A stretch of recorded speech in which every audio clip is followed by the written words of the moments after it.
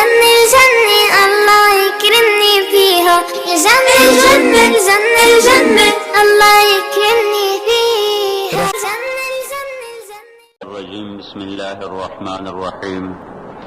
فمن يعمل مثقال ذرة خيرا يره ومن يعمل مثقال ذرة شرا يره. وقال النبي صلى الله تبارك وتعالى عليه وسلم: ألا فاعملوا وأنتم من الله على حذر واعلموا أنكم معروضون على أعمالكم فمن يعمل مثقال ذرة خيرا يره ومن يعمل مثقال ذرة شرا يره، أو كما قال صلی اللہ تبارک و تعالی علیہ وسلم. میرے بھائیوں اور دوستو، اس وقت ساری دنیا کے انسان، کیا کافر کیا مسلمان، وہ من چاہی زندگی پر چل رہے ہیں. جو جی میں آیا وہ کرنا ہے، جو جی میں نہیں آیا وہ نہیں کرنا. اپنی من چاہی زندگی کا دستور یہ گزشتہ 300 سال سے باطل کی محنت ہوتے ہوتے ہوتے وہ ہمیں اس وقت یہاں تک پہنچا چکے ہیں کہ ہم اللہ کی ذات سے اثر لینا یا اس کے رسول سے اثر لینا یا آخرت سے اثر لینا، یہ ہمارے دلوں میں یا مٹ چکا ہے یا بہت دھندلا ہو چکا ہے. یعلمون ظاہرا من الحیات الدنیا، بس یہ فیصلہ آباد کے 4 دن ہی ہمیں اچھے لگ رہے ہیں.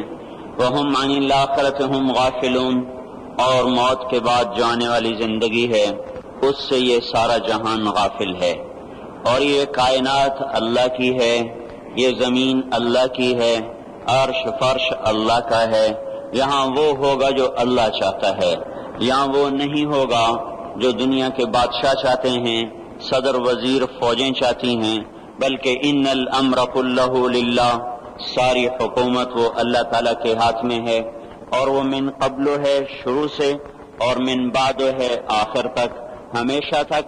اور وہ ایسی حکومت والا ہے کہ جس کو زوال کوئی نہیں. کل یوم هو فی شان، جس کا مقابل کوئی نہیں. ما کان معه من الہ، جس کا کوئی شریک کوئی نہیں. لم يتخذ صاحبة ولا ولدا ولم يكن له شریک فی الملک، جو کسی سے پیدا نہیں ہوا نہ اس سے کوئی پیدا ہوتا ہے. لم یلد ولم یولد، سارے جہان کو بنایا خود بننے سے پاک، سارے جہان کو مارتا ہے مارتا رہے گا، خود موت سے پاک ہے. سارے جہان کو مارتا ہے مارتا رہے گا، خود موت سے پاک ہے. سب کو بنایا بننے سے پاک، سب کو مارا مرنے سے پاک. اپنے ارادوں میں وہ کامل ہے. ما شاء اللہ کان، وہ جو چاہتا ہے کرتا ہے. وما لم یشاء لم یکن، وہ نہ چاہے تو کوئی کروا ہی نہیں سکتا. وما تشاءون الا ان یشاء اللہ رب العالمین، تم بھی اللہ کے محتاج ہو، تمہارا چاہا بھی تبھی پورا ہوگا جب اللہ تعالیٰ بھی چاہ لے. فرعون کی ساری طاقت لگی کہ موسیٰ علیہ السلام کو ذبح کرنا ہے، اللہ کا ارادہ ہوا کہ ہم نے زندہ رکھنا ہے. ایک اتنی کثرت سے بچے قتل ہوئے کہ اس کی اپنی قوم نے کہا تو حکومت کس پہ کرنی ہے، 1 سال چھوڑو 1 سال مارو. جس سال چھوڑتا تھا اس سال ہارون علیہ السلام اللہ نے پیدا فرمائے، جس سال قتل کرتا تھا اس سال موسیٰ علیہ السلام کو اللہ تعالیٰ نے پیدا فرمایا. حالانکہ اس کا عکس کرتا تاکہ معاملہ آسان ہوتا، لیکن اللہ کی قدرت کو کون جانتا. پھر ایسا نظام چلایا کہ اس کو پانی میں ڈلوایا، پانی سے فرعون کے دربار میں پہنچایا. موسیٰ علیہ السلام کی والدہ غمگین، جب یہ دریا میں ڈالوں گی یا ڈوبے گا یا مرے گا، اور اس سے بچانا چاہتی ہوں تو اس موت میں جا رہا. تو اللہ تعالیٰ نے ارشاد فرمایا فَإِذَا خِفْتِ عَلَيْهِ فَأَلْقِيهِ فِي الْيَمِّ، اسے سمندر میں دریا میں ڈالو. وہ دریا اسے کہاں لے جائے گا؟ فَلْيُلْقِهِ الْيَمُّ بِالسَّاحِلِ، وہ دریا اسے ساحل پہ پھینکے گا. وہاں سے کیا ہوگا؟ يَأْخُذْهُ عَدُوٌّ لِّي، میرا دشمن فرعون پکڑے گا. وَعَدُوٌّ لَّهُ، اس کا بھی دشمن ہے، اس کو پکڑ لے گا. تو موسیٰ علیہ السلام کی والدہ کے جی میں آیا، یا اللہ جس سے بچانا ہے وہی اس کو پکڑے گا تو یہ بچے گا کیسے؟ وہ تو اس کو دیکھتے ہی ذبح کرے گا. تو اللہ تعالیٰ نے ارشاد فرمایا لا تخافی ولا تحزنی، نہ اس کی موت کا غم کھا نہ اس کی موت کا خوف کھا. نہ اس کی جدائی کا غم کھا، اِنَّا رَادُّوهُ إِلَيْكِ، تو دیکھے گی میں اسے واپس تیری گود میں لوٹاؤں گا، وَجَعَلُوهُ مِنَ الْمُرْسَلِينَ، تیری زندگی میں میں اسے رسول بنا دوں گا۔ یہ دونوں کام تو دیکھ کے مرے گی، اس سے پہلے نہیں مر سکتی۔ وہ فرعون کی گود میں جائے یا تپتی آگ میں گرے یا وہ طوفانی موجوں میں گرے، بچانا جب تیرے اللہ کا ارادہ ہو جاتا ہے تو کائنات کا ہر سبب پھر حفاظت میں استعمال ہوتا ہے، پھر وہ ہلاکت میں استعمال نہیں ہو سکتا۔ اور جب وہ ہلاکت کا ارادہ کرتا ہے تو حفاظت کے اسباب بھی موت کے لیے استعمال ہوتے ہیں۔ جب وہ عزت کا ارادہ کرتا ہے تو ذلت کے اسباب بھی عزت کا ذریعہ بنتے ہیں۔ جب وہ ذلیل کرنے کا ارادہ کرتا ہے تو عزت کے اسباب میں سے ذلت نکلنا شروع ہو جاتی ہے۔ جب محبتیں لاتا ہے تو نفرتوں میں سے محبتیں نکال کے دکھاتا ہے، جب نفرتیں لاتا ہے تو محبتوں کو نفرتوں میں بدل کے دکھاتا ہے۔ اس کائنات میں میرے بھائیوں حکومت اللہ تعالیٰ کی ہے، یہاں وہ ہوگا جو اللہ چاہتا ہے۔ ساری کی ساری نمرود کی طاقت استعمال ہوئی کہ ابراہیم کو آگ میں جلا دو اور اسے ڈال دو، اور لکڑیاں کٹھی ہوئیں، ڈھیر لگایا گیا اور ایسی آگ دہکی کہ اوپر سے اڑنے والا پرندہ بھی اس میں جا کے گر کے راکھ ہو جائے۔ اب ابراہیم علیہ السلام کو پھینکنے کا وقت آیا تو ان کو قریب جانے کا کون راستہ ہی کوئی نہیں۔ ابراہیم علیہ السلام سے کہنے لگے تو خود چلا جا، وہ کہنے لگے میں کیوں جاؤں، تم نے جلانا ہے پھینکو مجھے۔ اب پھینکنے کا طریقہ کوئی نہیں، قریب جائیں تو خود جلتے ہیں۔ شیطان نے ایک ہتھیار بنا کے دیا غلیل کی طرح، اس میں ڈال کے پھینکا، کپڑے اتارے، رسیوں سے باندھا، جب ہوا میں اڑے تو جبرائیل دائیں طرف آ گئے اور پانی کا فرشتہ بائیں طرف آ گیا، یوں جا رہے، درمیان میں ابراہیم علیہ السلام، ادھر جبرائیل، ادھر پانی کا فرشتہ، اور ابراہیم علیہ السلام خاموش، بس اتنا کہہ رہے ہیں حسبی اللہ ونعم الوکیل، حسبی اللہ ونعم الوکیل، اس سے آگے کچھ نہیں بول رہے۔ اور ادھر پانی کا فرشتہ اس انتظار میں ہے کہ ابھی اللہ تعالیٰ فرمائے گا پانی ڈالو، آگ بجھاؤ۔ جبرائیل اس انتظار میں ہے کہ یہ مجھ سے کچھ کہیں تو میں آگے کروں۔ تو جب دیکھا کہ ابراہیم بولتے ہی نہیں ہیں تو وہ بے قرار ہو گئے کہ یہ تو جائے گا تو جل جائے گا، جبرائیل بھی تو یہی جانتے ہیں کہ آگ جلاتی ہے۔ کہنے لگے ابراہیم آپ کو کوئی ضرورت کوئی نہیں، تو فرمایا اما الیک فلا، ضرورت ہے پر مجھے تیری کوئی ضرورت نہیں، اما الی اللہ فنعم، بے شک اللہ کا ضرور محتاج ہوں پر تیرا محتاج کوئی نہیں۔ جا رہے، جب جبرائیل سے بھی نظر ہٹ گئی اور پانی کے فرشتے سے بھی نظر ہٹ گئی تو اللہ تعالیٰ نے براہ راست آگ کو حکم دیا نار کونی بردن وسلام علی ابراہیم، اے آگ ٹھنڈی ہو جا سلامتی کے ساتھ میرے ابراہیم پر۔ تو اللہ جل جلالہ نے ایسا ٹھنڈا فرمایا، اس کی گود کو ایسا، اس کے شولوں کو گود بنا دیا، شولوں نے ابراہیم علیہ السلام کو گود میں لیا، جیسے ماں بچے کو چارپائی پہ لٹاتی ہے ایسے آرام سے انگاروں پہ بٹھا دیا، آگ کو شفاف بنا دیا، یہاں تک کہ ابراہیم علیہ السلام کا باپ آزر جو جانی دشمن اور قتل کے در پہ، جب اس کی نظر پڑی تو اس کی زبان سے بھی بے ساختہ نکلا نعم الرب ربک یا ابراہیم، اے ابراہیم تیرے رب کے کیا کہنے، کیا ہی زبردست ہے تیرا رب۔ میرے بھائیوں کائنات میں جو بھی شکل ہے، جو بھی صورت ہے، اس کو اللہ نے بنایا ہے، وہ اللہ کے قبضے میں ہے، وہ اللہ کے تابع ہے، اللہ کی چاہت سے استعمال ہوتی ہے۔ اس جہان میں فیصلہ اللہ کا حتمی چلتا ہے، جو زمین کو کہے گا وہ کرے گی، جو آسمانوں کو کہے گا وہ کریں گے، جو ہواؤں کو کہے گا وہ کریں گی، جو پانیوں کو کہے گا وہی ہوگا۔ ساری کائنات میں چونکہ آخری فیصلہ وہ اللہ تعالیٰ کا ہے، اللہ تبارک و تعالیٰ نے انسانی زندگی کے حالات کو میرے بھائیو اس کے اعمال کے ساتھ جوڑا ہوا ہے۔ ساری دنیا کی طاقتیں وہ اللہ تعالیٰ کے فیصلے کو بدل نہیں سکتی۔ جب لوگوں کے اعمال بگڑتے ہیں تو اللہ تعالیٰ حالات کو بھی برباد کرتا ہے اور آخرت کو بھی برباد کرتا ہے۔ مال نے نہ کسی کو اللہ کی بارگاہ میں پہلے عزت دلائی، نہ آج عزت دلا سکتا ہے۔ دنیا کے اقتدار نے نہ پہلے کسی کو کامیاب کیا، نہ آج کسی کو کامیاب کر سکتا ہے۔ یہ میرے بھائیوں آج کا دھوکہ ہے کہ ہم اپنی منشاہی پہ چل رہے ہیں اور ہمیں اللہ کے دستور کا پتہ نہیں ہے کہ اللہ تعالیٰ کن چیزوں سے راضی ہے، کن چیزوں سے ناراض ہے، کس پر اس کی پکڑ آتی ہے، کس پر وہ معاف کرتا ہے۔ اس لیے یہ ساری دنیا کے انسان انتہائی خطرے میں چل رہے ہیں کہ یہ وہ سارے اعمال جن پر اللہ تعالیٰ ناراض ہوتا ہے وہ پورے فیصل آباد میں ہیں، ہر محلے میں ہیں، ہر بازار میں ہیں، پورے پاکستان میں ہیں، پوری دنیا میں ہیں۔ پورے 6 بر اعظم میں پھیلی ہوئی انسانیت آج للکار رہی ہے اللہ کو، کبیرہ گناہوں کے ساتھ زمین کو بھر دیا ہے. ظہر الفساد فی البر والبحر بما کسبت ایدی الناس. اور اللہ اپنی سنت قرآن کے ذریعے سے بتاتا ہے کہ جب تم جیسی قوموں نے جب تمہارے جیسے اعمال اختیار کیے تو یہ سنو، ایک قوم تم سے پہلے آئی نوح علیہ السلام کی، جنہوں نے زمین کو کفر سے بھر دیا، الٹا میرے نبی سے کہنے لگے فاتنا بما تعدنا ان کنت من الصادقین، وہ عذاب لاؤ جس سے تم ہمیں ڈراتے تھے، اور وہ عذاب لاؤ جس کا تم نے وعدہ کیا ہوا ہے. پھر ہمارا وہ دن آیا ففتحنا ابواب السماء بماء منہمر وفجرنا الارض عیونا فالتقى الماء على امر قد قدر. آسمان کے دروازے کھولے، زمین کو چشمے بنا دیا. یہ نہیں کہا کہ زمین سے پانی نکل کر، فجرنا الارض عیونا، ہم نے پوری زمین کو چشمے بنا دیا، روئیں روئیں سے پانی ابلنے لگا، اور آسمان سے پانی گرا، زمین سے پانی نکلا، اور ساری کائنات میں وہ پانی پھیلا.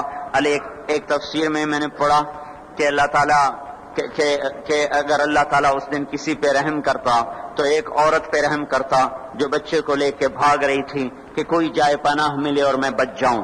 اور وہ بھاگتے بھاگتے ایک اونچے پہاڑ پہ چڑھی، جس سے اونچا پہاڑ کوئی نہیں تھا، پیچھے سے پانی آیا، اس نے پہاڑ کو جو دبویا، پھر اس کے پاؤں پر چڑھا، پھر اس کے سینے پر آیا تو اس نے بچے کو اوپر کر لیا، پھر اس کی گردن تک آیا تو اس نے بچے کو یوں اپنے سر سے اوپر کر لیا کہ شاید بچہ بچ جائے.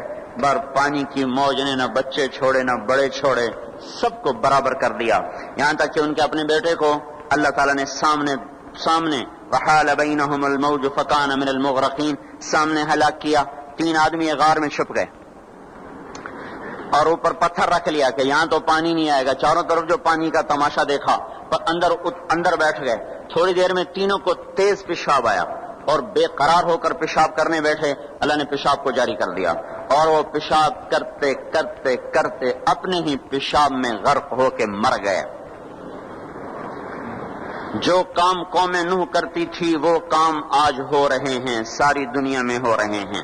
قوم عاد آئی، بڑی طاقتور، یہاں تک کہ للکارنے لگے من اشد منا قوہ، کوئی ہے ہم سے بڑا طاقتور تو لاؤ نا، ہمیں کس سے ڈراتے ہو. ان نقول الا اعتراک بعض آلہتنا بسوء، ہمارے خداؤں نے تیری عقل خراب کر دی ہے، ہم سے تو بڑا کوئی طاقتور نہیں ہے. تو اللہ تعالیٰ نے فرمایا اولم یروا ان الذی خلقہم هو اشد منہم قوہ، اے ہود انہیں بتاؤ جس نے تمہیں پیدا کیا ہے وہ تم سے زیادہ طاقتور ہے. تو جب اللہ تعالیٰ کی طرف سے وہ حجت پوری ہوئی اور وہ اپنے تکبر میں بڑھتے رہے، نافرمانی میں بڑھتے رہے، تو اللہ نے عذاب کا دروازہ کھولا. قحط آ گیا، انسان ایسے بھوکے، اور وہ انسان ہماری طرح تو تھے نہیں. 40 ہاتھ قد ہوتا تھا، 30 ہاتھ قد ہوتا تھا، 800 سال 900 سال عمر ہوتی تھی. نہ بوڑھے ہوتے تھے، نہ بیمار ہوتے تھے، نہ دانت ٹوٹے، نہ کمزور ہو، نہ نظر کمزور ہو، جوان تندرست توانا، صرف موت آتی تھی، اس کے علاوہ کچھ نہیں ہوتا تھا انہیں. اور ان کے بھوک بھی زیادہ، وہ اپنی ضرورتوں کا غلہ بھی کھا گئے، پھر جہاں حلال بھی کھا گئے، پھر کتے بھی کھا گئے، بلے بھی کھا گئے، چوہے بھی کھا گئے، جو چیز ہاتھ میں آئی سانپ بھی کھا گئے، ہر چیز کھا گئے. پر نہ بارش کا قطرہ گرا، نہ زمین کا دانہ پھوٹا.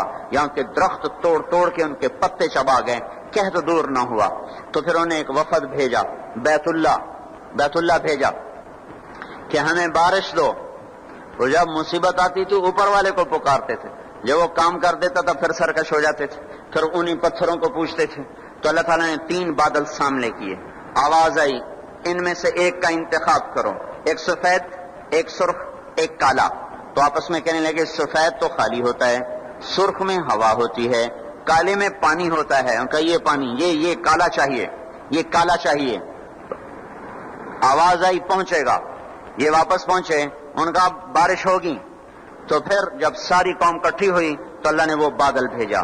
فلما رأوه عارضا مستقبل اودیتہم، وہ بادل آیا کالا، کہنے کہ ھذا عارض ممطرنا، وہ دیکھو آئی بارش. تو اللہ تعالیٰ نے کہا بل هو ما استعجلتم به، یہ بارش نہیں، یہ وہ عذاب ہے جو تم ہود سے کہتے تھے. کون ہے ہم سے بڑا جو ہمیں کچھ کر لے؟ اب تیار ہو جاؤ. ریح فیہا عذاب علیم تدمر کل شیء بامر ربہا.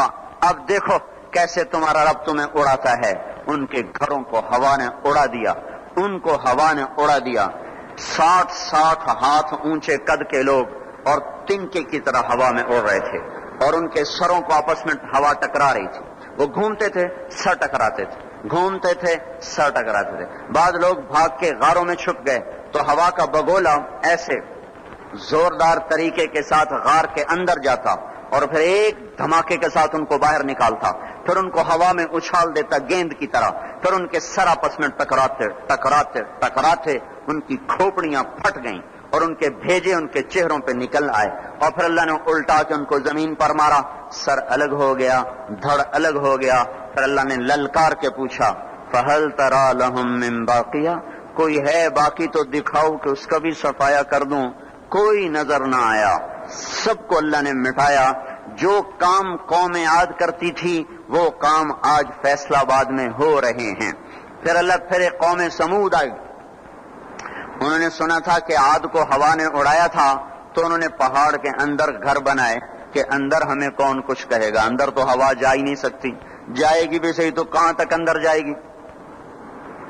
نافرمانی نہیں چھوڑی, الٹے کام کو چل پڑے. تو اللہ تبارک و تعالیٰ نے ہوا نہیں بھیجی, ایک فرشتہ آیا. مکروا مکرن, انہوں نے مکر کیا. ومکرنا مکرن, ہم نے ان کے مکر کو توڑ دیا. فانظر کیف کان عاقبۃ مکرہم, آج ان کا انجام دیکھو.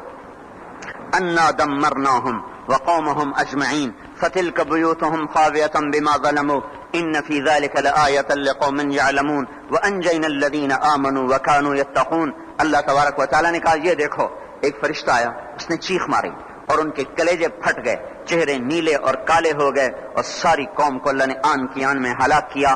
پھر اس پر قوم شعیب کا اللہ نے قصہ سنایا.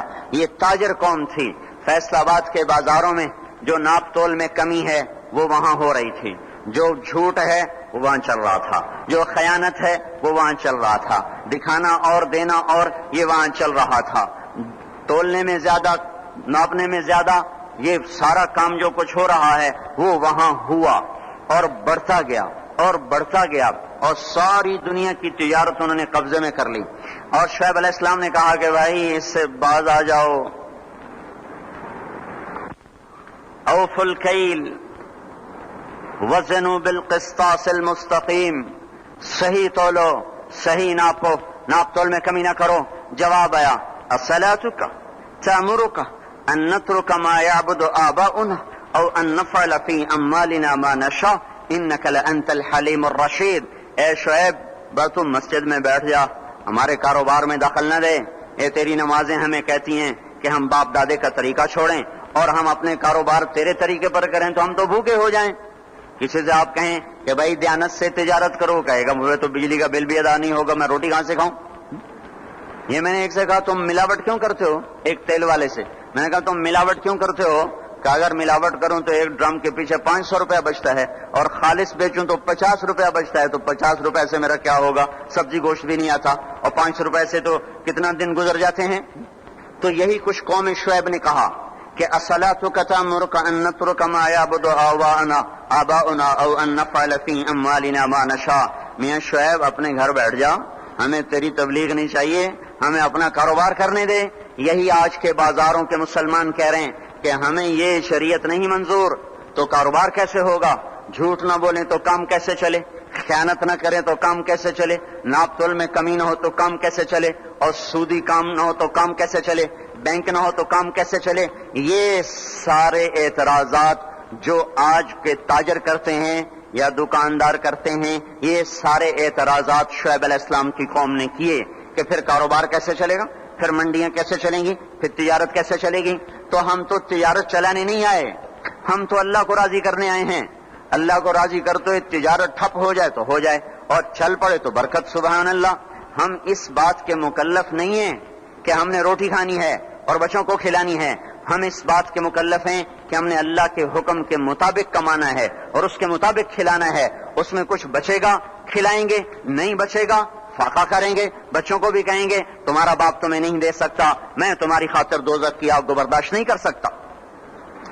حضرت عمر رضی اللہ تعالیٰ عنہ کا انتقال ہونے لگا. عمر بن عبدالعزیز 12 بیٹے, مسلمہ بن عبد الملک ان کے سالے, کہنے لگے امیر المومنین آپ نے بچوں پہ بڑا ظلم کیا ہے. کہنے لگے کیا ظلم کیا ہے؟ کہ ان کے لیے جو چھوڑ کے جا رہے ہو وہ 2 روپے فی کس ہیں. 2 روپے تیرے بچوں کو 2 روپے ملیں گے ترکے میں.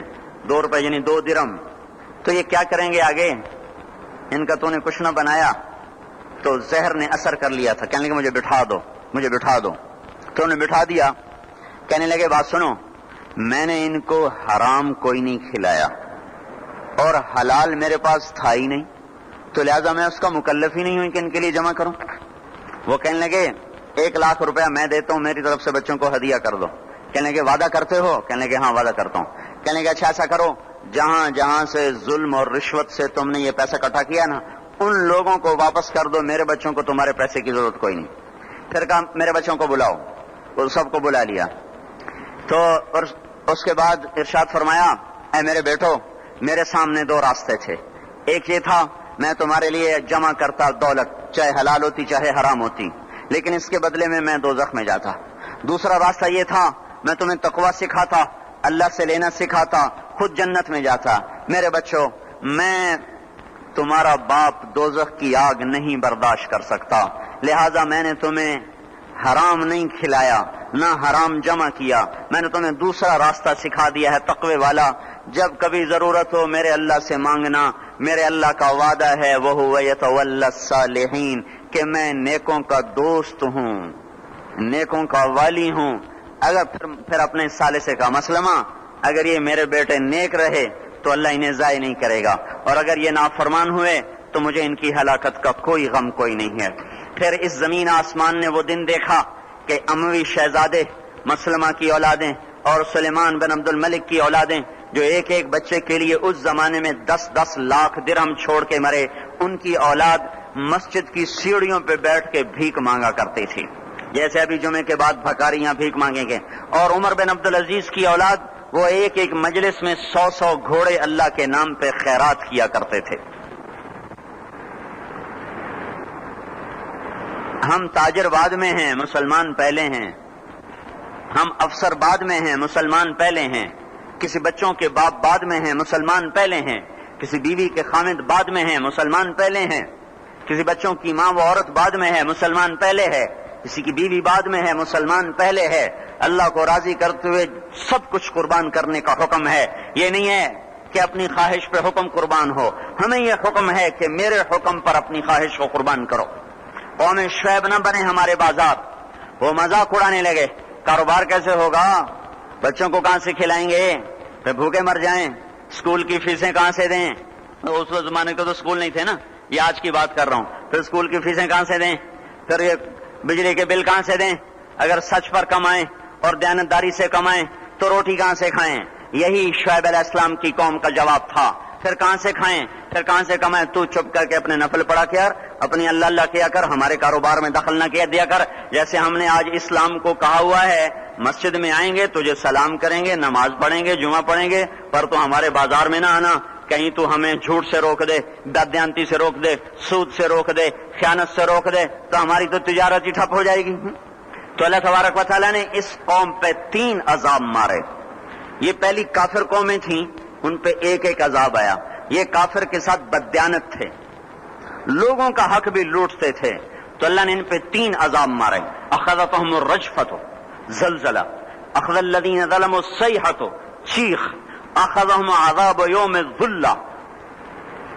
بارش کس چیز کی؟ انگاروں کی بارش. ہماری جماعت شعیب علیہ السلام کے قوم کے علاقے میں گئی ہے. وہ اتنا ٹھنڈا علاقہ ہے کہ جب ہم وہاں سے گزرے تو اتنی برف پڑی ہوئی تھی، اتنی یعنی تقریباً 3 فٹ برف پڑی ہوئی تھی. ایسا ٹھنڈا علاقہ.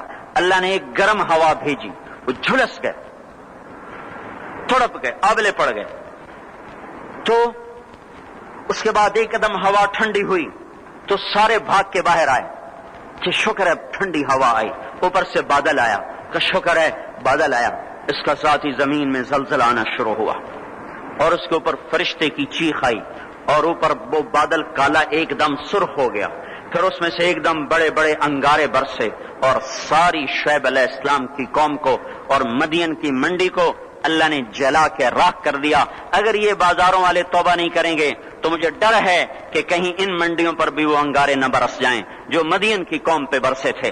اللہ تعالیٰ کی کسی سے رشتہ داری کوئی نہیں ہے، اور حضور پاک صلی اللہ علیہ وسلم نے بھی خود کہا کہ وَلَا يَبِيتَنَّ أُنَاسٌ مِّنْ أُمَّتِي عَلَىٰ أَشَرٍ وَبَطَرٍ وَلَهْوٍ وَلَعِبٍ فَيُصْبِحُوا قَدْ مُسِخُوا قِرَدَةً وَخَنَازِيرَ بِاسْتِحْلَالِهِمُ الْمَحَارِمِ وَأَكْلِهِمُ الرِّبَا وَشُرْبِهِمُ الْخُمُورِ وَاتِّخَاذِهِمُ الْقَيْنَاتِ وَقَطِيعَتِهِمُ الرَّحِمِ۔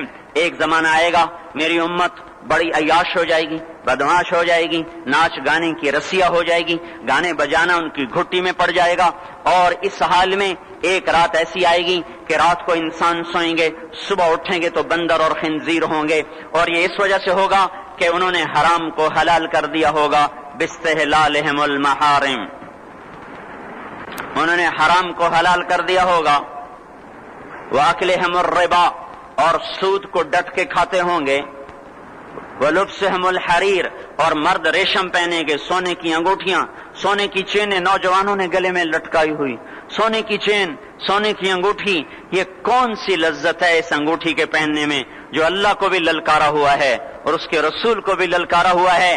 آپ نے ایک دفعہ ارشاد فرمایا کاش میری امت کے نوجوان ریشم استعمال اور سونا استعمال نہ کریں، یا لیت امتی لم تلبس الذهب، کاش کہ میری امت سونے کا استعمال مت کرے۔ اب بتاؤ دیکھو کتنے ہیں نوجوان جو ایسے شوق میں، کچھ کو پتہ ہی نہیں کہ یہ اتنا بڑا حرام ہے، جن کو پتہ ہے تو نہ اللہ کا پتہ ہے، نہ روکنے والے کا پتہ ہے، نہ اس کی سزا کا پتہ ہے، لہذا چل رہی ہے گاڑی۔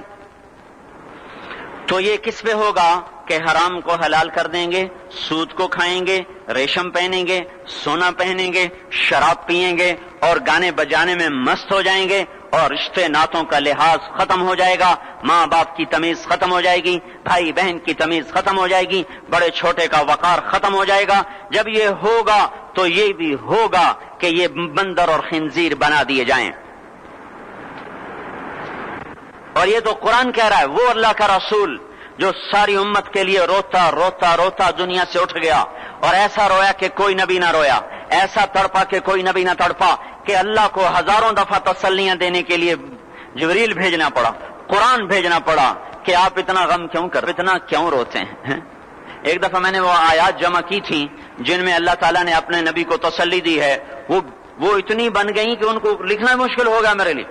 وہ 100 سے زیادہ آیات بنتی ہیں جس میں اللہ تعالیٰ تسلی دے رہا ہے، لعلک باخع نفسک الا یکونوا مؤمنین، لعلک باخع نفسک علی آثارهم ان لم یؤمنوا بهذا الحدیث اسفا فلا تذهب نفسك عليهم حسرات ما انت عليهم بوکیل لست عليهم بمسيطر ما انت عليهم بجبار من كفر فلا يحزنك كفره ولقد نعلم انك يضيق صدرك بما يقولون۔ اس قسم کی آیات جن میں اللہ کہہ رہا ہے میرے حبیب اتنا غم نہ کر، اتنا غم نہ کر، اس قدر غمگین اپنی امت کے لیے۔ اس کے باوجود آپ کا گلہ قرآن ہی میں سن لو، جب ایسے نافرمان جو کبیرہ گناہ کرتے کرتے مر گئے، اس بددیانتی میں، شرابوں کے پینے میں، نماز کے چھوڑنے میں، کبیرہ گناہوں میں غرق ہو کے مر گئے، تو یہی اللہ کا رسول جو ہمارے لیے رویا بھی اور تڑپا بھی، یہ نفس فلا تذهب نفسک علیہم حسرات۔ یہ آیت اس مضمون میں ایسی زبردست آیت ہے کہ اس کو اردو زبان میں منتقل نہیں کیا جا سکتا، کہ جو اللہ تعالیٰ نے آپ کے اندر کے سینے کا غم، حسرات اور فلا تذهب نفسک علیہم حسرات، ان الفاظ میں جو اللہ نے اپنے محبوب کے سینے کا غم بیان کیا ہے، اللہ کی قسم کوئی زبان اس کا ترجمہ نہیں کر سکتی کہ کس قدر آپ کا سینہ جل رہا تھا اس امت کے غم میں کہ یہ ہلاک نہ ہو جائیں، یہ جہنم میں نہ چلے جائیں۔ یہی رسول قیامت کے دن جب دیکھے گا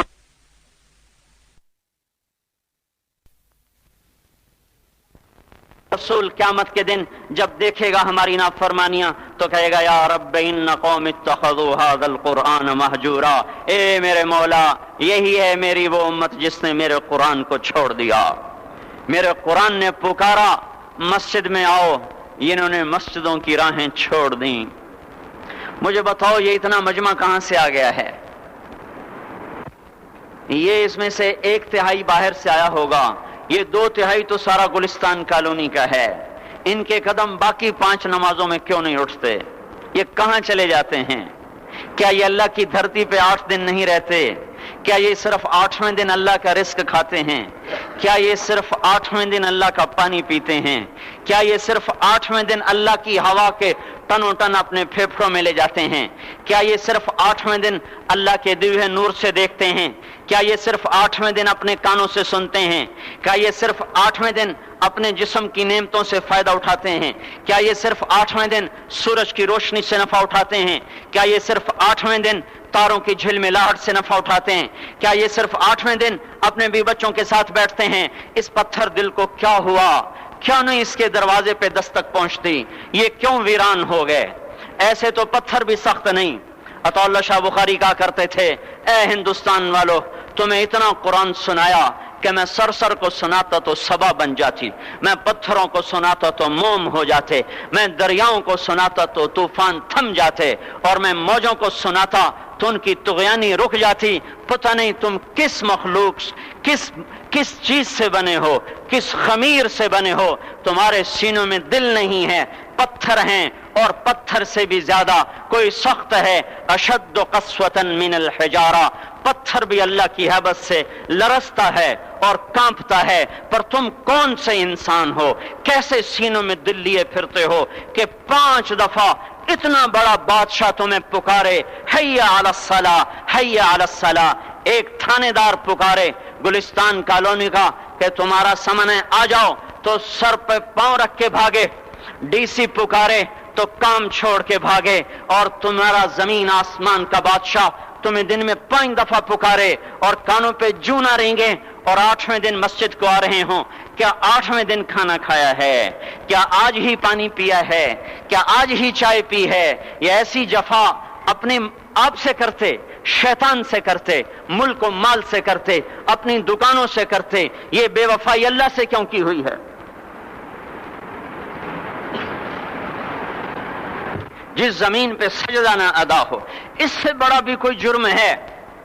زنا کرنے کو گناہ سمجھتے ہیں، نماز کا چھوڑ دینا زنا سے بڑا جرم ہے۔ رشوت کھانے کو گناہ سمجھتے ہیں، نماز کا چھوڑ دینا رشوت کھانے سے بڑا جرم ہے۔ قتل کرنا بڑا گناہ سمجھتے ہیں، نماز کا چھوڑ دینا قتل سے بڑا جرم ہے۔ سجدے ہی کا تو انکار کیا تھا شیطان نے کوئی زنا کیا تھا، کوئی قتل کیا تھا، کوئی شراب پی تھی، کوئی جوا کھیلا تھا، کیا کیا تھا؟ کوئی شرک کیا تھا۔ شیطان سجدے کا انکاری ہوا، ایک سجدے کا انکار کر کے وہ ہمیشہ کے لیے مردود ہو گیا۔ اس مسلمان کو ہوش نہیں ہے جو روزانہ دن میں 5 دفعہ 20 سجدوں کا انکار کیے بیٹھا ہوا ہے، اور پھر آرام سے روٹی کھاتا ہے، آرام سے چائے پیتا ہے، اور آرام سے کہہ لگاتا ہے، اور آرام سے اخبار پڑھتا ہے، آرام سے بیوی کے پہلو میں لیٹتا ہے۔ ایک سجدے کا انکار ہو کر شیطان ہمیشہ کے لیے مردود ہوا۔ جس نے فجر کا انکار کیا سجدوں کا، پھر ظہر کے سجدوں کا مذاق اڑایا، پھر عصر کا مذاق اڑایا، پھر مغرب اور عشاء کا مذاق اڑایا۔ گھر میں نماز پڑھنا بھی چلو نہ پڑھنے سے تو بہتر ہے، پر یہ بھی نماز کا مذاق ہی ہے۔ اور 8ویں دن سر پہ ٹوپی رکھ کے آیا۔ 8 دن جس نے اتنے سجدوں کا انکار کیا، وہ اس بات سے نہیں ڈرتا کہ کہیں اللہ اسے مردود نہ کر دے، تو کیا ہوگا اس دن جب جن بچوں کی خاطر یا جس نفس کی خاطر اللہ کے بغاوت کی کہ اٹھا نہیں جاتا، آیا نہیں جاتا، گرمی بڑی ہے، سردی بڑی ہے، اندھیرا بہت ہے۔ کیا قبر کے اندھیرے یاد نہیں ہیں؟ کیا قبر کی گرمی یاد نہیں ہے؟ کیا جہنم کی آگ بھول گئے؟ کیا جہنم کے عذاب بھول گئے؟ کیا جنت کی نعمتیں بھول گئے؟ وہ اللہ کا کلام بھول گئے، وہ اللہ کا دیدار بھول گئے، وہ اللہ سے ملاقات بھول گئے، وہ محبوب خدا کی محفل بھول گئے۔ یہ کیسا اسلام ہے؟ یہ کیسے پتھر دل ہیں جو کمانے میں تو ایسے مست ہوئے کہ ہوش نہیں، اور جب اللہ بلائے تو ایسے غافل ہو جائیں، نہ بوڑھے پر جوں رہیں گے، نہ جوان کو ہوش آئے، نہ کسی عورت کو ہوش آئے، نہ کسی مرد کو ہوش آئے، نہ بازار بند ہوں۔ ارے میرے بھائیو، حکومت سے پیسہ بچانے کے لیے ہڑتالیں کی، 20 دن بازار نہ کھولے، نماز کے لیے اگر دکانیں بند کرتے تو آج اللہ تعالیٰ آپ کو ہر ظالم سے باہر نکال دیتا، کوئی ظالم نہ آپ کے مال پہ ہاتھ ڈالتا، نہ آپ کی عزت و آبرو پہ ہاتھ ڈالتا۔ دن دہاڑے ڈاکے پڑے، کیوں پڑے؟ کہ ہم باغی ہو گئے، ہم نے اللہ سے بغاوت کر دی۔ کیا جمعے کے دن صرف اللہ بلاتا ہے؟ یہ جمعے میں اتنے کیوں آتے ہیں اور باقی دنوں میں کیوں نہیں آتے؟ یہ کیسی وفا ہے؟ اور ایسا وفاؤں والا اللہ کہ زمین بولے اے اللہ اجازت دے میں گلستان کالونی کو نگل جاؤں، سمندر بولیں مولا اجازت دے ہم چڑھ جائیں، فرشتے بولیں اے اللہ اجازت دے ہم انہیں ہلاک کر دیں، اور جس کے سجدے کا انکار ہوا پڑا، جس کا آٹھوں بازاروں میں جس کی شریعت کا مذاق اڑایا جا رہا، وہ جس کی غیرت خود جوش میں آ رہی کہ یہ میرے بنے ہوئے گندے پانی کے بنے ہوئے نطفے سے بنے ہوئے، میری غذا کھا کر، میرا رزق کھا کر، میری ہواؤں سے زندہ، میرے پانیوں سے زندہ، میری روٹی سے زندہ، میرے دی ہوئے گوشت سے زندہ، میرے دی ہوئے نظام سے زندہ، یہ میرے ہی منکر بن گئے۔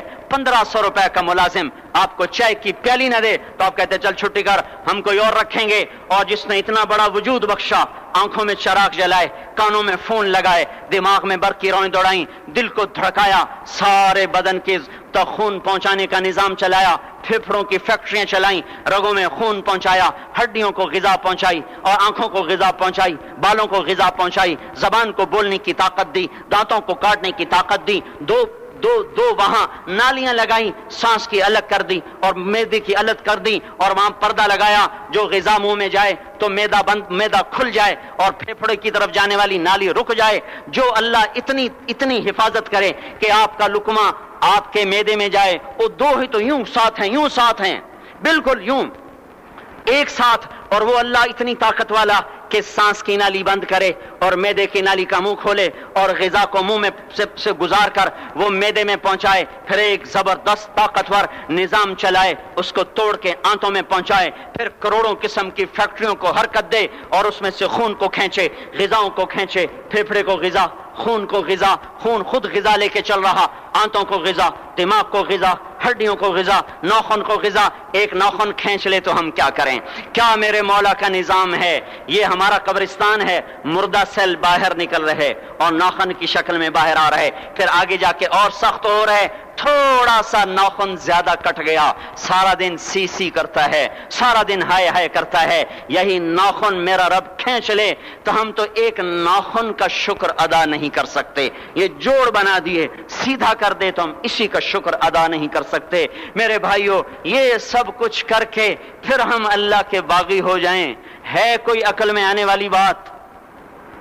ہے کوئی سوچ بچار کی بات کہ 1500 صرف دیے اور اس نے چائے کی پیالی نہ دی تو نکال دیا، اس نے گاہک کو ڈیل نہیں کیا تو نکال دیا، اور یہ وجود کہاں سے خرید کے لائے؟ یہ زمین کس نے بچھا کے دی؟ والارض وضعها للانام، اے میرے بندو میں نے ہی تو تمہیں بنا کے دی، فاکہۃ، دیکھو میں نے تمہارے لیے پھل نکالا،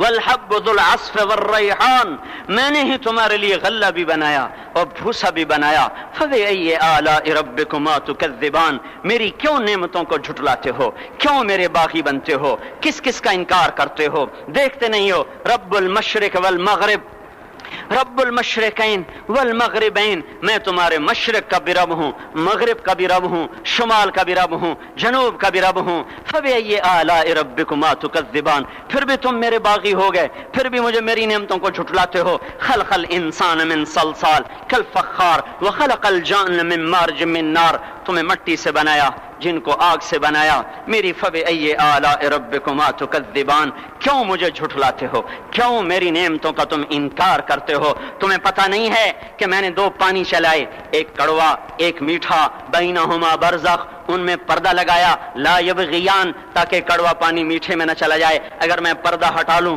تو کڑوا میٹھے میں چلا جائے تو پھر نہ کوئی تمہیں حکومت کا پانی میٹھا ملے، نہ زمین کا پانی میٹھا ملے۔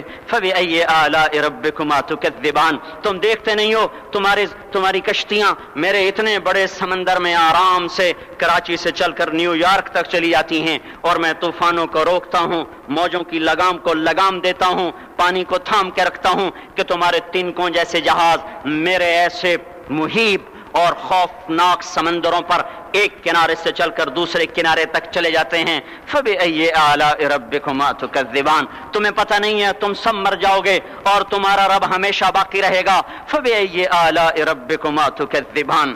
تمہیں پتہ نہیں ہے کہ ہر روز اس کی شان جدا ہے. كل يوم هو في شأن. فبأي آلاء ربكما تكذبان. نہیں سنتے ہو سنفرغ لكم أيها الثقلان. پھر سن لو میں ان قریب تمہارے لیے حساب کتاب کا نظام چلانے والا ہوں اور میں ان قریب تمہارے لیے فارغ ہونے والا ہوں. فبأي آلاء ربكما تكذبان. کیوں جھٹلاتے ہو, کیوں باقی بنتے ہو؟ اے انسان ہوش میں آ, اے جنات ہوش میں آ. تمہیں اپنے رب کے نظام کا پتہ نہیں ہے کہ اس نے جہنم کو بنایا ہوا ہے, اور وہ دن تمہیں یاد نہیں ہے کہ آسمان وردتن کالدہان اور یرسل علیکما شواظ من نار ونحاس فلا تنتصران. تم میں آگ کی مار, تمہیں پانیوں کی مار, تمہیں جہنم کی مار کوئی بچا سکتا ہے؟ فبأي آلاء ربكما تكذبان. تمہیں پتہ نہیں ہے کہ اس دن مجرمین پہچانے جائیں گے, ان کے چہرے کالے ہوں گے, آنکھیں کیری ہوں گی, ہاتھ بندھے ہوں گے, پاؤں جکڑے ہوں گے, گردن میں توق ہوں گے. فبأي آلاء ربكما تكذبان. تمہیں پتہ نہیں میری دوزخ بھڑک رہی ہے اور لپک رہی ہے اور جھپٹ رہی ہے اور پکار رہی ہے, هل من مزید, هل من مزید. اے اللہ اور لے آ, یا اللہ اور لے آ. فبأي آلاء ربكما تكذبان. تمہیں کیا ہو گیا؟ تم کیوں میرے باغی ہو گئے؟ تم کیوں جھٹلاتے ہو؟ یہ بھی سن لو وَلِمَنْ خَافَ مَقَامَ رَبِّهِ جَنَّتَانِ. اگر تم مجھ سے ڈر گئے تو تمہارے لیے بڑی عالی شان جنتیں ہیں. فبأي آلاء ربكما تكذبان.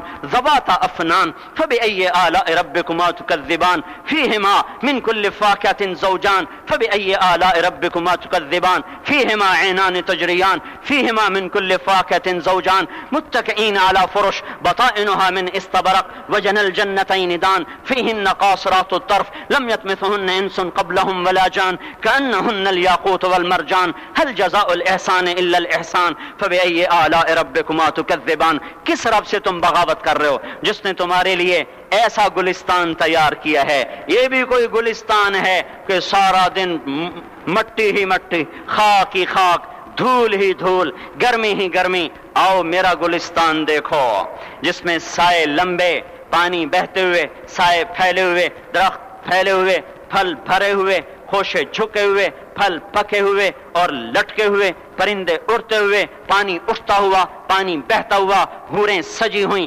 غلمان کھڑے ہوئے. تمہارا رب تمہاری خدمت کے لیے اور تمہیں کھلانے کے لیے اپنے دروازے کھولے ہوئے, دربار لگائے ہوئے, نبیوں کا ساتھ, فرشتوں کا سلام, غلاموں کا سلام, اور فرش بچھے ہوئے, قالین لگے ہوئے اور گاؤ تکیے لگے ہوئے. جوانی ہمیشہ, زندگی ہمیشہ, محبت ہمیشہ, زندگی کو زوال نہیں, جوانی کو زوال نہیں, حکومت کو زوال نہیں, ہر طاقت ابد الآباد کی. وہ ذرا دیکھو تو صحیح, وہ دیکھو تو صحیح کہ کیسے جنت کا سایہ دار درخت ہے اور اس کے نیچے تخت ہے اور اوپر خوشے پکے ہوئے ہیں اور اوپر تو بیٹھا ہوا ہے. تیرے ساتھ جنت کی خوبصورت بیویاں, تیری دنیا کی مومن بیویاں جو جنت کی عورتوں سے بھی 70,000 گنا زیادہ خوبصورت ہیں, وہ تیرے دائیں بائیں ہیں. تو نیچے دیکھتا ہے تو جنت کی نہریں چلتی ہیں, اوپر دیکھتا ہے تو باغ اور پھل جھکے ہوئے ہیں, پکے ہوئے ہیں. فبأي آلاء ربكما تكذبان.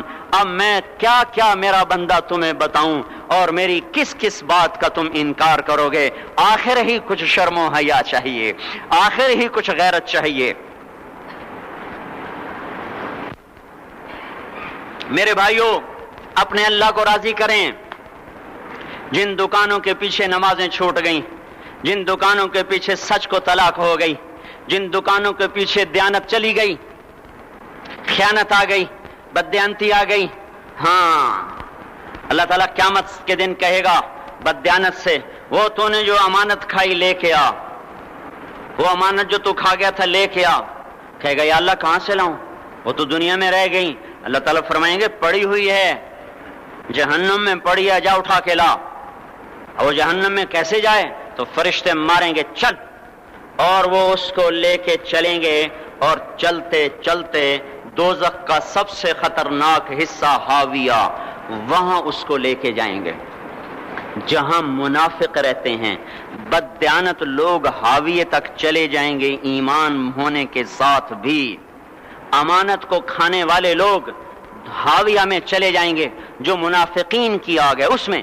वहां देखेगा तो जिसका माल दबाया था दुनिया में वहां पड़ा होगा, कहेगा अच्छा यहां पड़ा है, इतने में वो तबाह हो जाएगा, उसको उठाएगा, कंधे पे रखेगा, फिर ऊपर चढ़ना शुरू करेगा, चढ़ना शुरू करेगा, चढ़ना शुरू करेगा। जब दोजख के किनारे पर आ जाएगा तो वो उसके हाथ से छूट जाएगा और फिर हाविया में जा गिरेगा। उसके साथ फरिश्ते मार कर फिर कहेंगे जा वापस लेके आ, फिर ये वापस जाएगा, फिर उसे उठाएगा, फिर कंधे पे लेके चढ़ेगा और चढ़ेगा और चढ़ेगा। जब किनारे पर आएगा तो फिर उसके हाथ से छूट जाएगी, उसके फिर फरिश्ते मार के नीचे गिरा देंगे, जा लेके आ। अब ये कभी उसमें से नहीं निकल सकता। इस कमाने से तौबा करें, ये कमाना जहन्नुम में ले जाएगा। और उधर दूसरी सुनो, सयालमून अल-यौम मन अस्हाबुल करम, एक फरिश्ता ऐलान करेगा आज पता चलेगा इज्जत वाले कौन हैं, आज पता चलेगा इज्जत वाले कौन हैं। ऐन अल्लज़ीन ततजाफा जुनूबुहुम अनिल मदाजिअ, कहां हैं रातों को उठ के नमाजें पढ़ने वाले। अरे मेरे भाइयों, ये नमाज की गफलत बहुत बड़ी हलाकत है। मैं कैसे समझाऊं? मैं तो जब भी जुमा पढ़ाता हूं मैं ये मजमून जरूर बयान करूं। मुझे जब ये मजमा नजर आता है तो मेरा दिल टुकड़े टुकड़े हो जाता है कि ये 8वें दिन आते हैं और बाकी दिन कहां होते हैं। ये क्यों नहीं समझते? इनके आंख क्या हो गया, इनके कानों में डांट लग गया, या दिल के ऊपर कोई पर्दा आ गया, या मैं कोई अरबी में बात करता हूं जो समझ में नहीं आती, या मैं कोई इनसे चंदे का मुतालबा कर रहा हूं, या कोई अपनी जात के लिए सवाल कर रहा हूं, या अपनी शख्सियत की दावत दे रहा हूं। आज नमाज इज्जत दिलाएगी। सबसे पहला ऐलान होगा, कहां आज पता चलेगा इज्जत वाले कौन हैं, कहां हैं रातों को उठ के नमाज पढ़ने वाले और अल्लाह के नाम पे खर्च करने वाले। सिर्फ नमाज नहीं, ज़कात भी देनी पड़ेगी। पैसा है ज़कात नहीं दे रहे, पैसा है अल्लाह पे के नाम पे खर्च नहीं कर रहे। भाइयों, अल्लाह के नाम पे खर्च करना सीखें, अल्लाह के वास्ते अपने आप को सादगी पे लाएं और अल्लाह के नाम पे लुटाना सीखें। अल्लाह आपकी नस्लों को वापस करेगा, सिर्फ आपको नहीं, आपकी नस्लों को वापस करेगा। आप अल्लाह को कर्जा दे रहे हैं, किसी ऐसे ऐरे गैर को कर्जा नहीं दे रहे। यहां मस्जिद वाले चंदे मांग रहे, भाई मस्जिद को चंदा दो, मदरसों वाले चंदे मांग रहे, मदरसों को चंदे दो। ये तो मुसलमान की गैरत के खिलाफ है कि अल्लाह के घर में मस्जिद के लिए चंदा मांगा जाए। और कहीं संदूकचियां फिरा रहे, कहीं वो झोलियां, ऐसी मुझे शर्म आती है। ये करने वालों पर भी मैं क्या कहूं, उनकी अकलों पे भी पर्दा है कि अल्लाह के घर में मखलूक के सामने झोली फैलाते हैं। और फिर इन मुसलमानों की आंखों पर भी पर्दा है कि उनको गैरत नहीं आती कि मस्जिद के लिए झोली फैलाई जा रही हो, और ये घरों में अच्छा खासा खाते पीते हों और मस्जिद के लिए झोली फैलाई जाए और मस्जिद के लिए संदूक रखे जाएं और हर नमाज के बाद मदरसे के लिए लोग चंदा मांग रहे हों।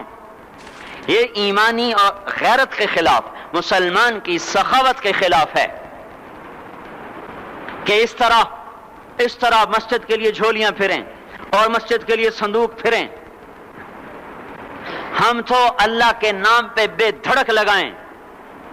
अकीमुस्सला व आतुज़्ज़का, अकीमुस्सला व आतुज़्ज़का 67 दफा ये हुक्म चला है और हर दफा ज़कात के साथ नमाज, नमाज ज़कात, ज़कात नमाज, नमाज ज़कात, ज़कात नमाज। नमाज पढ़ने वाले ज्यादा हैं निस्बतन ज़कात देने वालों से, ज़कात देने वाले थोड़े हैं। पैसा जाते हुए जान जाती है। हमें ना दो, अपने गरीब रिश्तेदारों को तलाश करके दें, अपने गरीब रिश्तेदारों को, अपने गरीब पड़ोसियों को। आज जो सही दयानतदार तनख्वाहदार है वो भी मुस्तहिक ज़कात है, अगर वो दयानतदार है तो। अगर रिश्वत नहीं लेता तो आज का एसपी भी मुस्तहिक ज़कात है। मेरा एक दोस्त एसपी कहने लगा मैं ज़कात का मुस्तहिक हूं, हालांकि मैं मुल्तान का एसपी हूं, कि 15 दिन मेरे घर में कभी सालन पकता है, कभी नहीं पकता। अपने ऊपर सिर्फ खर्च करना। बच्चे को खिलौने की ख्वाहिश थी, 1000 रुपए के खिलौने लेके दे दिए। क्या जुल्म है ये, 1000 रुपए के खिलौने बच्चे को लेके दे दिए। क्या अल्लाह नहीं पूछेगा कि इस 1000 से किसी गरीब के घर का दिया जल सकता था? اور کسی کے غریب کا ایک ہفتہ گزر سکتا تھا، تیرے کسی مسکین رشتہ دار کے گھر میں بھی کچھ سالن پک سکتا تھا۔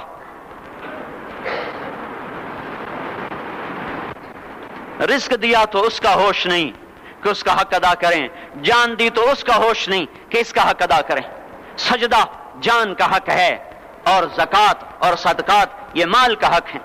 میں کب اپنے لیے مانگ رہا ہوں؟ میں کہہ رہا ہوں اللہ اپنے غریب رشتہ داروں کو دیں، ان کو تلاش کریں اللہ کے واسطے۔ اپنی بیویوں سے پوچھو سونے کی زکوٰۃ دی ہے؟ دے، ورنہ تو خود پکڑی جائے گی، تیرا زیور تیرے لیے گنجا سانپ بن کے تیری زبان کو ڈسے گا۔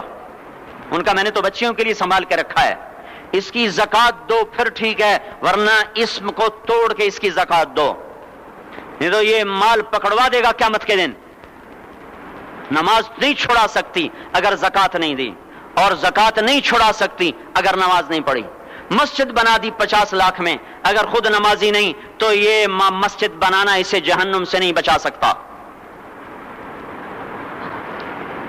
میرے بھائیو، اپنی جان کا بھی صحیح استعمال کریں اور اپنے مال کا بھی صحیح استعمال کریں۔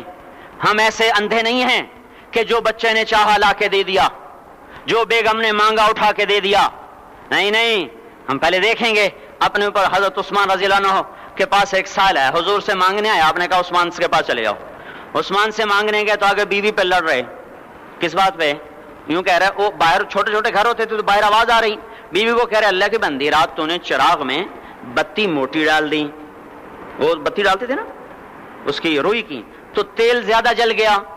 تو یہ کہنے لگے یہ کس کنجوس کے پاس بھیج دیا؟ جو بیوی پہ لڑ رہا ہو کہ تو نے بتی موٹی ڈالی ہے تو یہ مجھے کیا دے، تو یہ دمڑی بھی نہیں دے گا۔ جب ان کو باہر بلایا اور خیرات مانگی کہ وہاں سے آیا ہوں، تو انہوں نے اندر گیا، ایک تھیلی اٹھائی، نہ پوچھا کہ کتنے چاہیے، نہ پوچھا کہ کون ہو، 3000 درہم اٹھا کے دے دیے۔ وہ حیران ہو کے کہنے لگا یار ایک بات تو بتاؤ۔ کہا کیا؟ کہا یہ مجھے تو نے اتنے دے دیے کہ میری اگلی نسل کو بھی کافی ہیں، اور خود بیوی پہ تو لڑ رہا تھا کہ بتی موٹی کیوں کر دی؟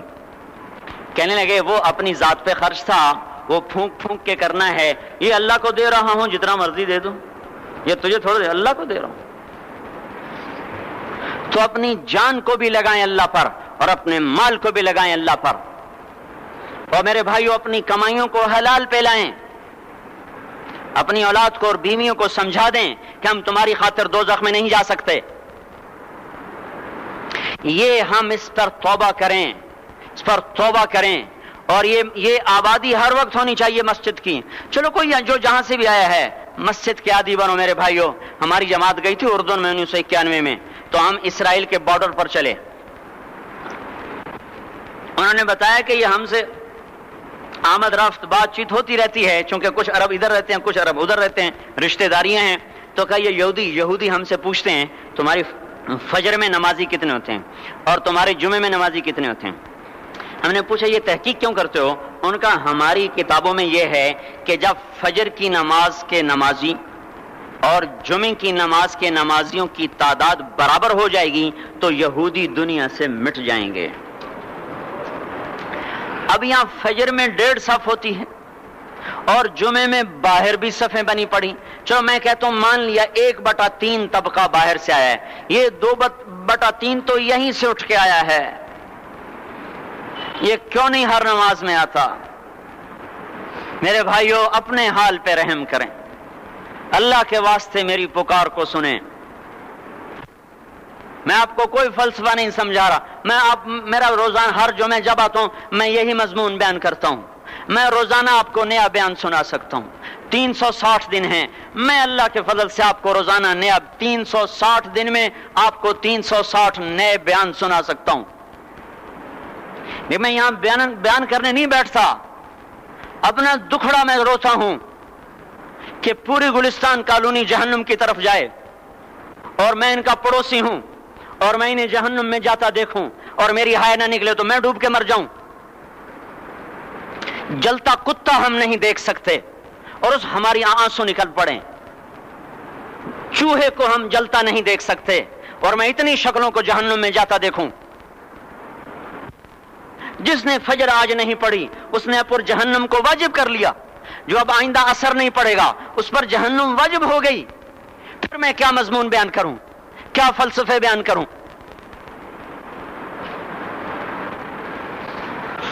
اس لیے میرے بھائیوں اپنی ذات پہ رحم کریں، اپنے بچوں پہ رحم کریں، اپنے گھر والوں پہ رحم کریں، مسجد کی دوڑ لگائیں، اپنے مال کو اللہ کے نام پہ خرچ فرمائیں تاکہ یہاں بھی جہان بنے اور وہ بھی جہان بنے۔ کیا زندگی ہے، چلتے چلتے سانس نکل جاتا ہے، پھر یوں مٹ جاتے ہیں جیسے دنیا میں کبھی آئے نہ تھے۔ پوتے پوچھتے ہیں ابا دادا کی قبر کہاں ہے؟ ابا کہتے ہیں بیٹا یہیں کہیں مل گئی، پتہ نہیں کہاں ہے۔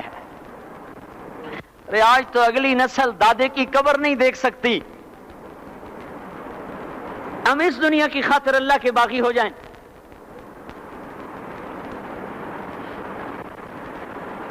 اس بے وفا جہان کی خاطر اللہ سے بغاوت کر جائیں جو ایسا مہربان، جو ایسا کریم۔ تو اس لیے میرے بھائیوں اللہ کے واسطے اللہ کی بارگاہ میں توبہ کریں اور اپنے اللہ کو راضی کریں۔ یہی میری فریاد ہے، یہی میری پکار ہے، میں بھی توبہ کرتا ہوں، آپ بھی اللہ کی بارگاہ میں توبہ کریں کہ کوئی کام اللہ کی منشا کے خلاف نہ ہوگا۔ اس کو سیکھنے کے لیے ہم کہتے ہیں تبلیغ میں جاؤ۔